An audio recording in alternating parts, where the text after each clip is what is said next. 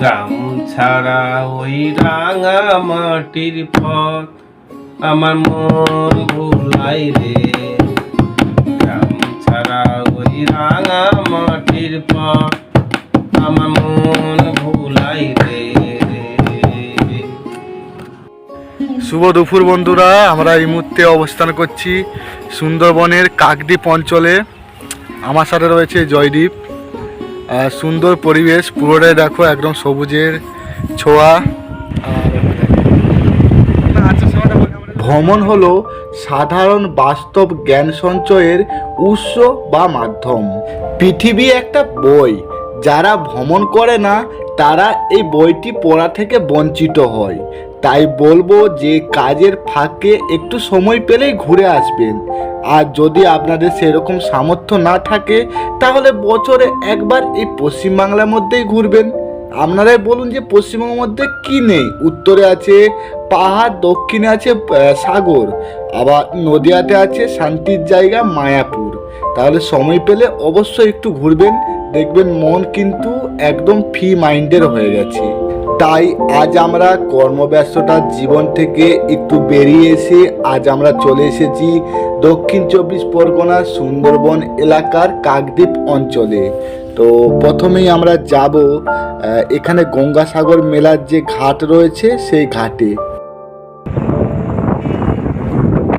এখানে দূর দূরান্ত থেকে আসা পুণ্যার্থীদের বাস বা অন্যান্য যে সকল গাড়ি রয়েছে সেগুলো রাখার এখানে ব্যবস্থা রয়েছে।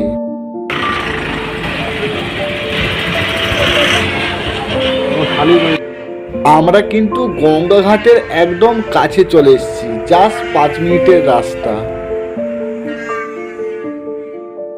ও লাভলি, কতই না সুন্দর দেখো আমাদের গ্রাম বাংলা। এটা হচ্ছে গঙ্গা নদী, মানে গঙ্গা নদীর সৌন্দর্য দেখতে পাচ্ছ, ওই প্রান্ত তো আমরা দেখতেই পাচ্ছি না। মানে অসম্ভব সুন্দর এক দৃশ্য আমি এই মুহূর্তে কিন্তু উপভোগ করছি। তোমরা যদি গঙ্গাসাগর মেলা বা কপিলদেব মুনির মন্দিরে যেতে চাও তাহলে এখান থেকে ভেসেল ধরে সামনে ওই পারে যেতে হবে। ওই পারে একটা দ্বীপ রয়েছে, তো ওই পারেই তোমাদের যেতে হবে। এটাতে ইলেকট্রিক গেছে, আগে যেত না। তোমার মন্দির কোথায়? এবারে ব্রিজ হবে এটা দিয়ে। কপিলদেবের মন্দির কোথায়? সামনে, ওখান থেকে 1.5 ঘন্টা আরো যেতে হবে। ওটা পুরো দ্বীপ হয়ে যায়, দেখেছি ওই নদী পুরো শেষ হয়ে যায়, ওই গ্রাম শেষ, ওইদিকে শেষ। এটা পুরো একটা দ্বীপ, ওইটা ওই গঙ্গাসাগর। ও ওখান থেকে শেষ না? হ্যাঁ, ওদিকে বঙ্গোপসাগর চলে গেছে, ওদিকটা ওদিকে বঙ্গোপসাগর চলে যাচ্ছে ওদিকে সোজা বঙ্গোপসাগর। এখানটা গেলে ডায়মন্ড হারবার, এই নদী ধরে ধরে। আর ওইদিকটা বকখালি, ওইদিকটা এইদিকটা বকখালি। বকখালি কোন দিকে? এদিকটা এদিকে গাড়িগুলো উঠতে যায় সব পরপর বুঝাচ্ছে গাড়ি। এটা গাদা বোট, এই মেন সাগর, ওইটা সাগর দ্বীপ, বুঝেছি। ওই যে ওই দ্বীপ শেষ সীমানা দা, ওই দেখ সবুজ হয়ে আছে, ওদিকে শেষ সীমানা দেখতে পাবি, ধোঁয়া মতো হয়ে গেছে বলে। আর সরকারি সার্ভিস হচ্ছে এই ফেরি ইয়ে ভ্যাসেল হয়ে যাচ্ছে, ওই যে ওইটা ওই ভ্যাসেল ঘাট, ওইটা এটা লঞ্চ, এটা লঞ্চ ঘাট। এটাই কি হয়?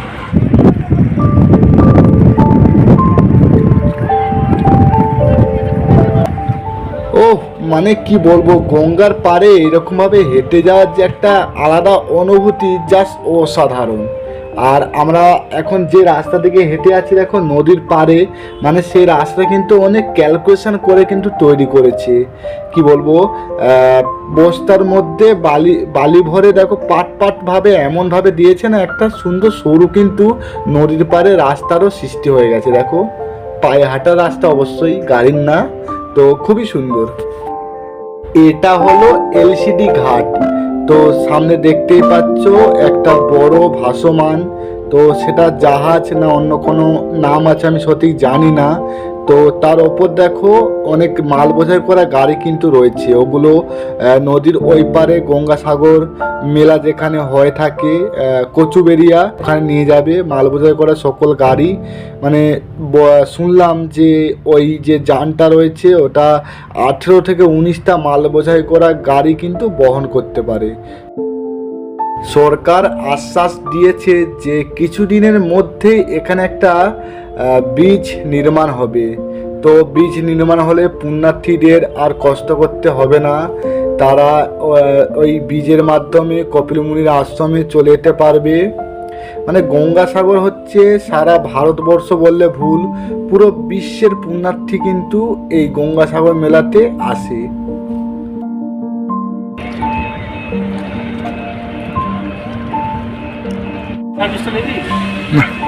সামনে খুব সুন্দর সুন্দর আরো ফেরিঘাট রয়েছে, তো এবার সেগুলো আমরা দেখে নেব।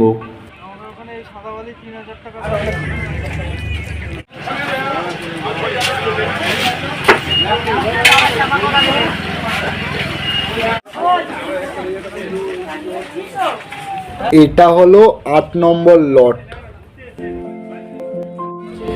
এটা আর একটা ফেরিঘাট রয়েছে, কিছুটা সামনে আসার পর এই ফেরিঘাটটা পেলাম।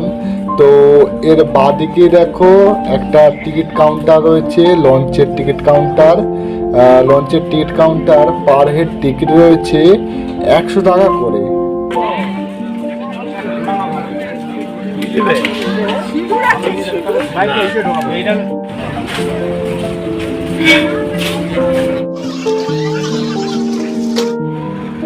আট নম্বর লটের 3টে ফেরিঘাট রয়েছে, আর এই 3টে ফেরিঘাটকে একসাথে যুক্ত করেছে এই ছোট্ট সরু রাস্তাটি।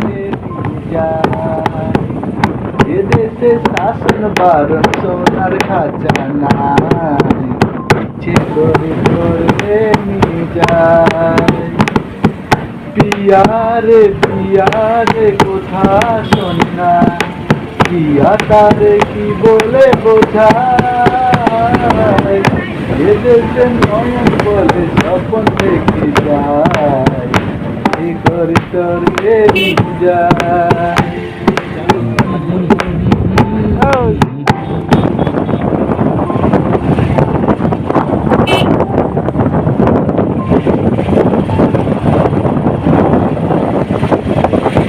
এই মুহূর্তে আমরা অসম্ভব সুন্দর একটা রাস্তা দিয়ে পার হচ্ছি। একদম রাস্তাটি রয়েছে নদীর কোল ঘেঁষে।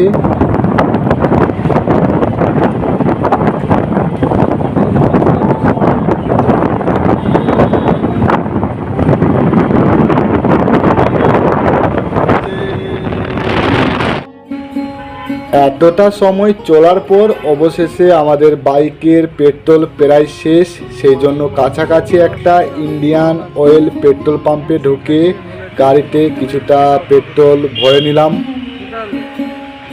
আমরা পেট্রোল ভরে নিলাম বাইকে, তো আমাদের যাত্রা আবার শুরু করছি। তো চলো।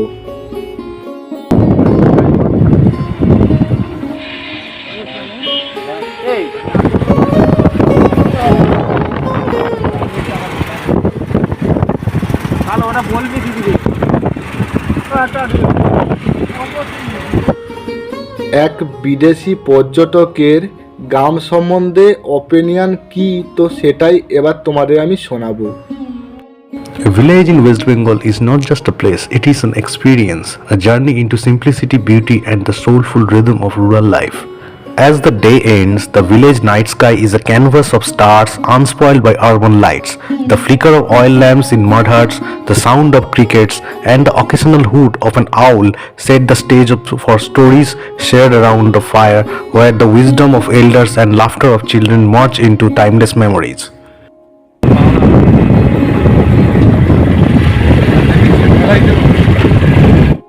এই এলাকার নাম কাকদ্বীপ কেন, তো সেটাই এখন তোমাদের বলছি। কথিত আছে যে ভগীরথ গঙ্গাকে পথ দেখিয়ে নিয়ে আসার সময় এই স্থানে রাত্রি যাপন করেছিলেন। তো পরের দিন ভোরবেলায় কাকের ডাক শুনে ঘুম ভেঙেছিল ভগীরথের। ঘুম থেকে উঠে দেখেছিলেন যে তারা সাগরের খুব কাছাকাছি চলে এসেছে। তো তারপর থেকেই এই স্থানের নামকরণ করা হয় কাকদ্বীপ। বন্ধুরা দেখতেই পাচ্ছ আমরা আজ চলে এসেছি কাকদ্বীপ অঞ্চল ঘুরতে। তো আমাদের সামনেই দেখতে পাচ্ছ একটি সাপ্লাই অফিস রয়েছে। তো এই ট্রান্সফরমার থেকেই আমাদের কাকদ্বীপ অঞ্চলে পুরো ইলেকট্রিসিটি সাপ্লাই করা হয়। এটা হলো আইসিডিএস এর গোডাউন।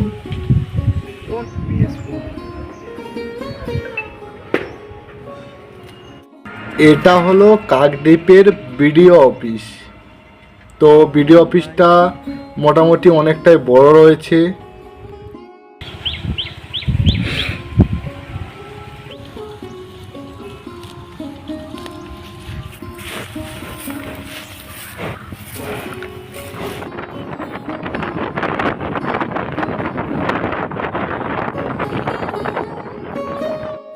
গ্রামের প্রকৃতি অনেক শান্ত হয়ে থাকে, যার মধ্যেই মানুষ সময় কাটালে মন ভালো হয়ে যায়।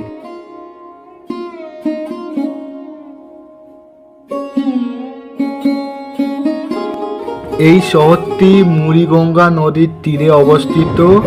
আর কাকদ্বীপের অধিকাংশ জনগোষ্ঠী মেদিনীপুর জাতির, মানে মেদিনীপুর থেকে এসে এই কাকদ্বীপে বসতি শুরু করেছে।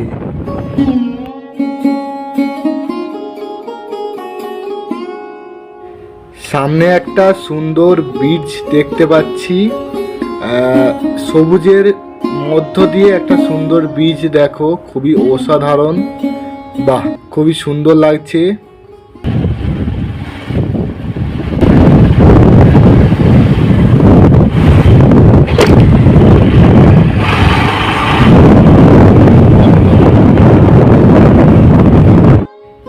এই রাস্তাটি হলো কাকদ্বীপ শহরের 117 নম্বর জাতীয় সড়কপথ।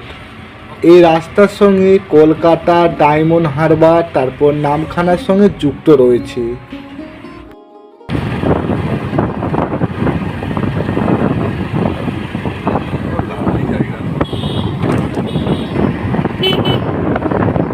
তো বন্ধুরা, কাকদ্বীপ ভ্রমণ আজ এখানেই শেষ করলাম। দেখা হচ্ছে এরকমই কোনো এক ভিডিওর সাথে। তো ততক্ষণ তোমরা সকলেই ভালো থেকো, সুস্থ থেকো, আর মা বাবাকে ভালো রেখো।